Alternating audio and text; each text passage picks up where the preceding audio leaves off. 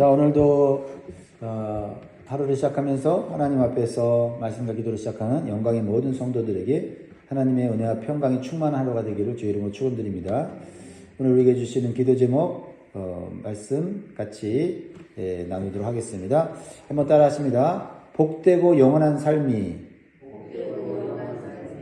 예비되어 있음을 감사하게 하시고 죄의 불씨를 남기지 않는 거룩한 삶을 살게 하소서.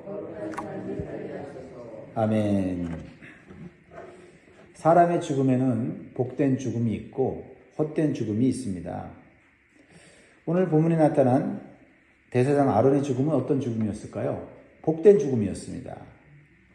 그런데 아론의 죽음은 여러 가지로 영적 교훈을 깨닫게 해주는 죽음이에요.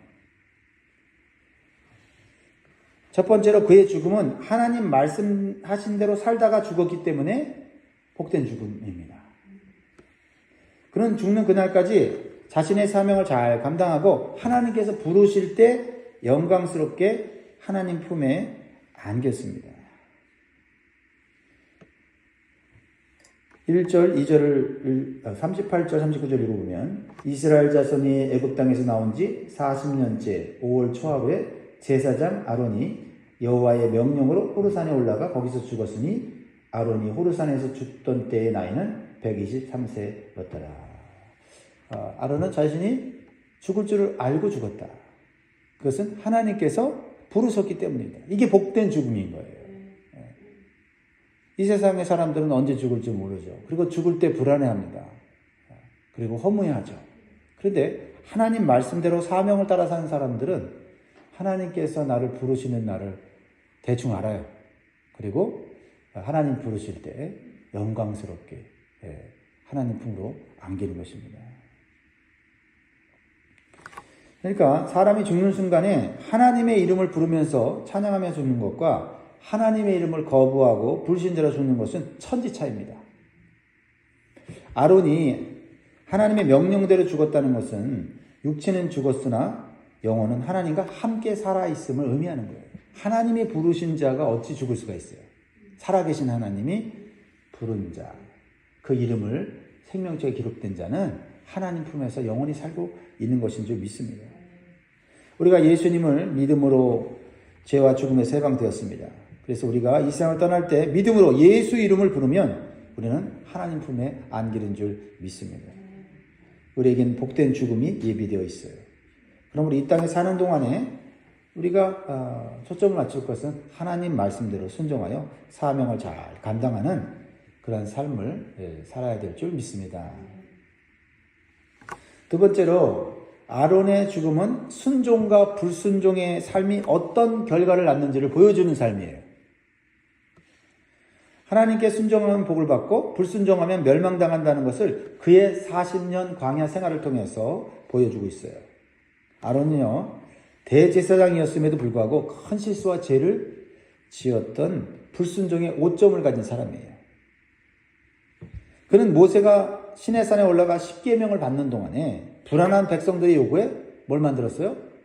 금송아지를 만들어서 온 백성으로 우상숭배의 죄를 지게 했습니다. 이것은 대제사장으로서 큰 실수이고 큰 죄입니다. 허물이에요. 그래서 끝까지 금송아지 우상숭배를 한 자들은 다 멸망당했습니다. 그러나 아론은 회개하여 죽임을 당하지 않았어요. 또 아론은 대제사장 직분에 만족하지 않고 여선지자인 미디암과 함께 하나님께 주신 모세의 직분과 권위에 대적하는 죄를 짓습니다. 그러나 미디암이 하나님께 징계받는 것을 보고 두려워하여 회개해서 또 죽임을 당하지 않게 돼요. 그리고 끝까지 반역하고 불순종한 고라의 무리들은 땅이 갈라져서 멸망했습니다.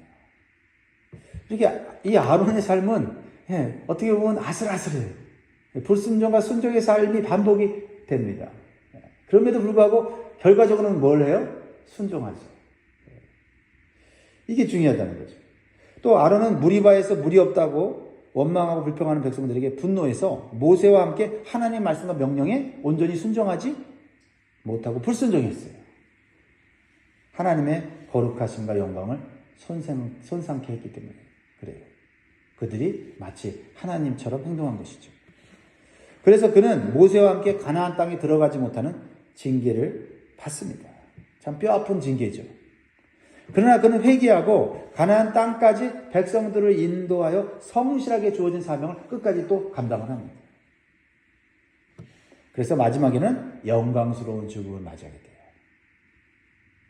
이렇게 순종과 불순종의 결과는 엄청난 차이를 만들어낸다는 것을 이 아론의 삶을 통해서 우리에게 보여주고 있고 40년 광야 생활을 통해서 보여주고 있습니다. 순종은 어렵지만 좋은 결과를 얻게 되고 불순종은 쉽지만 불행한 결과를 만든다는 것을 깨닫기를 바랍니다. 나는 오늘 순종하고 있는가? 아니면 불순종하고 있는가? 불순종했다면 회개하고 순종의 자리로 옮겨갈 수 있기를 바랍니다. 하나님께서는 우리의 인생 전체를 인도해 주시는 분이세요. 오늘 본문에 나타난 수많은 장소들의 이름은 하나님께서 40년 광야길을 어떻게 인도해 주셨는지를 보여주시는 거예요. 우리가 어려서부터 지금까지 살아온 삶의 장소들, 이런 하나님께서 우리를 어떻게 인도하셨는지를 보여주는 장소들이죠. 순종하여 간 길도 있고 불순종하여 간 길도 있어요. 그러나 앞으로 남은 인생에는 우리가 가는 장소, 우리가 가는 길에 순종의 이름만 있기를 주의 이름으로 축복합니다. 하나님의 인도하심으로 불순종한 이스라엘 백성들을 용서하시고 또 그들을 성숙시키셔서 마침내 가나안 땅 모압 평지 요단 강가에 도착하게 하셨어요. 48절 49절입니다. 하나님의 놀라운 은혜를 우리가 느끼게 됩니다. 48절 49절 같이 있습니다. 시작. 아바림 산을 떠나 여리고 맞은편 요단 강가 모압 평지에 진을 쳤으니 요단 강가 모압 평지의 진영이 벳여시못에서부터 아벨 시딤에 이르렀더라. 여러분 얼마나 감격적이겠어요. 요단강이 보입니다. 요단강 저편에 가나안 땅이 보여요. 그리고 뭐가 보인다고요? 여리고성이 보여요. 여리고성이 뭡니까? 하나님의 놀라운 능력으로, 그렇죠? 그 여리고성을 정복하게 되지 않습니까? 이렇게 가나안 땅에 들어갈 수 있는 그런 기회를 얻은 이스라엘 백성들 얼마나 참 감격스럽고 감사가 넘치겠습니까? 이제 이스라엘 백성들은 요단강을 건너기만 하면 가나안 땅에 들어가게 됩니다. 하지만 하나님께서는 그들에게 하나님의 백성으로서 가나안 땅에 들어가서 해야 할 일들을 분명히 가르쳐 주십니다.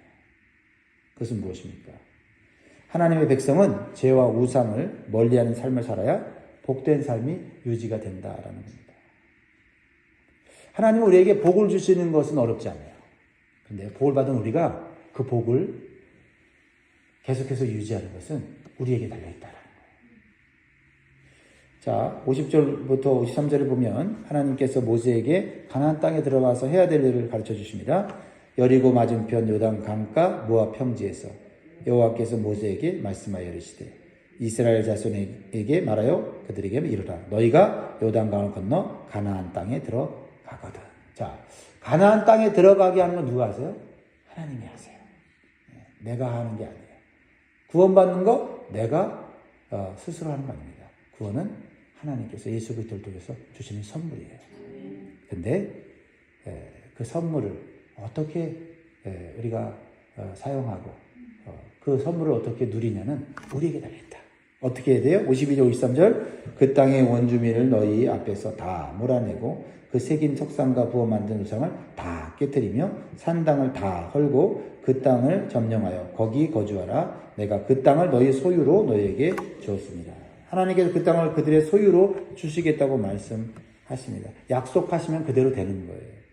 하나님은 온 땅의 주인이시기 때문에 우리에게 얼마든지 필요한 것을 주시고 땅을 주시고 소유할 수 있게 하십니다. 그러나 하나님께서 주신 소유를 누리기 위해서는 우상을 다 깨뜨리고 우상 숭배하는 상당을 다 헐어버려야 됩니다.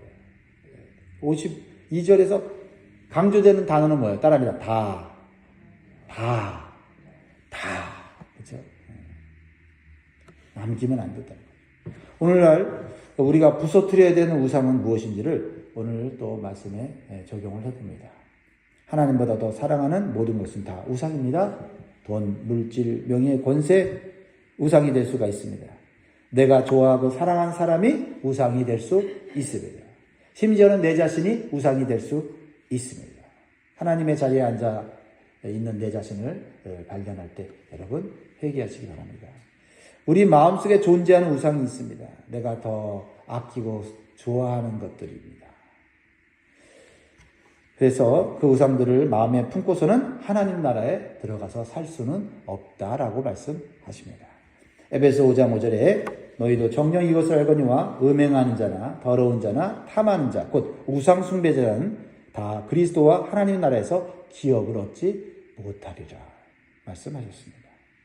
그래서 하나님께서는 이스라엘 백성들에게 죄를 짓게 만드는 모든 요소들을 다 제거할 것을 말씀하셨습니다. 우리는 어떤 소유를 얻을까? 어떤 것을 누릴까? 이건 걱정할 필요 없어요. 하나님이 주시는 거기 때문에. 그런데 중요한 것은 하나님 주신 것을 누리는 것. 그것은 우리가 우리 안에 있는, 우리 삶에 있는 우상을 제거할 때 완전한 우리의 소유가 된다라는 것이죠. 55절, 56절 같이 읽습니다. 시작.